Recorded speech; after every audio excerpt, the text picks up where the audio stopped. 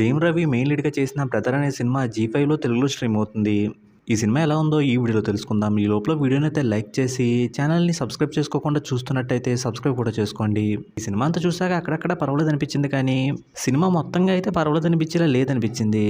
ముందుగా సినిమాలో పర్వాలేదు అన్నట్టుగా అనిపించిన విషయాలేంటంటే, సినిమాలో హీరో క్యారెక్టరైజేషన్ రూల్స్ మాట్లాడుతా ఉంటది. దానివల్ల వచ్చే ప్రాబ్లమ్స్ కొన్నిటిని ఫన్నీగా బానే చూపించారు.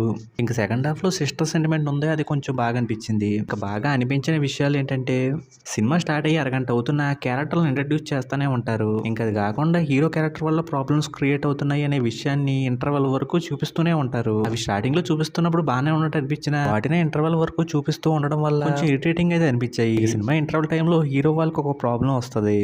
అదే ఈ సినిమాలో మెయిన్ ప్రాబ్లం. అయితే అసలు స్ట్రాంగ్గా లేదు, చిన్న ఈగో క్లాష్ లా ఉంటది. ఇంకా దాన్ని సాల్వ్ చేయడానికి హీరో అయితే సెకండ్ హాఫ్ అంతా కష్టపడతా ఉంటాడు.